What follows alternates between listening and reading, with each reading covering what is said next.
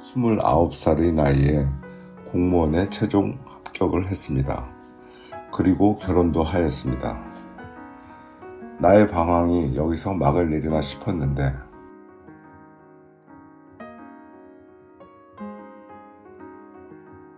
안녕하세요. 저는 AA에서 단주 7년을 맡고 있는 알코올 중독자 허라고 합니다. 저는 아버지를 기억하지 못합니다.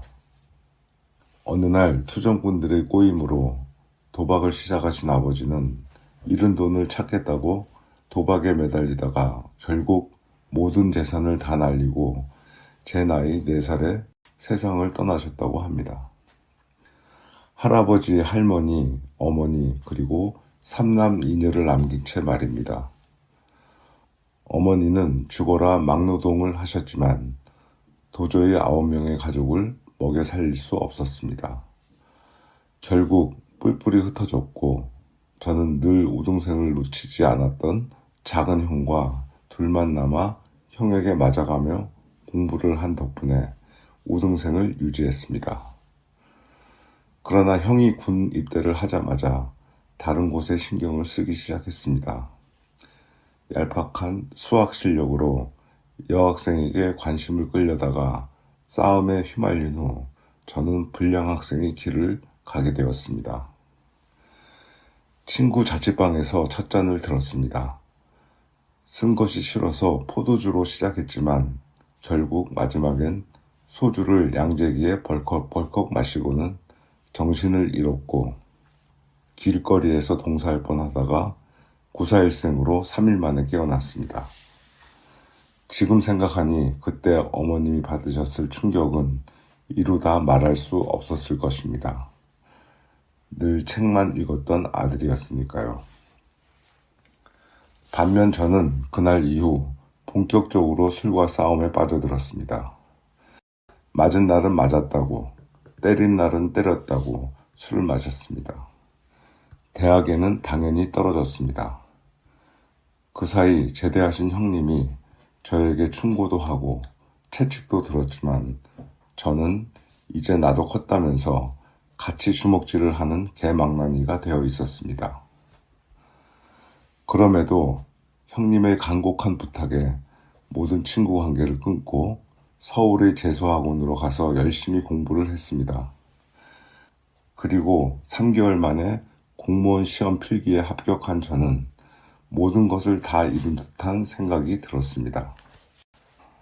아직 면접이 남아 있었지만 무슨 면접을 준비식이나 하느냐며 짐을 싸서 다시 집으로 내려왔습니다. 다시 친구들을 만나 그동안 못 마신 술을 한꺼번에 마시며 시간을 보내며 여유를 부렸던 저는 끝내 면접 시험에 떨어졌습니다. 그 사건은 저에게 더 많은 술을 마실 이유가 되었습니다. 결국 군대에 다녀와서 몇 번을 실패하다 29살의 나이에 공무원에 최종 합격을 했습니다. 그리고 결혼도 하였습니다. 나의 방황이 여기서 막을 내리나 싶었는데 시골에 있는 면사무소에서 근무하게 되면서 마을 이장님과의 술자리, 직원 회식, 동창회, 체육대회 등 온갖 술자리마다 신바람이 나서 술을 마셔댔습니다.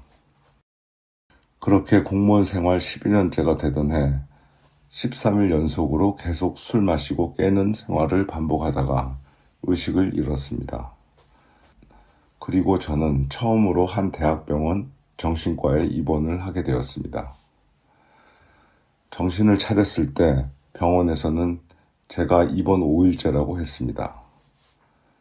저는 아내에게 전화로 고래고래 소리를 지르고 욕설을 퍼부으며 당장 퇴원시키라고 화를 냈습니다.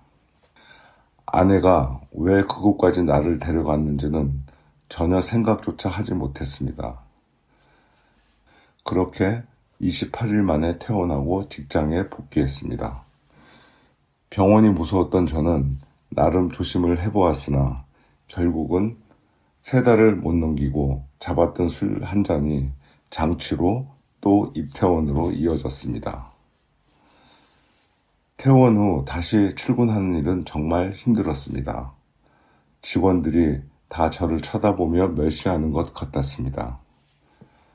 40세가 넘도록 병원이라고는 모르고 살았는데 왜 나한테만 이런 일이 반복되는 것인지 이해가 되지 않았습니다. 그 사이 술의 악순환은 계속되었습니다.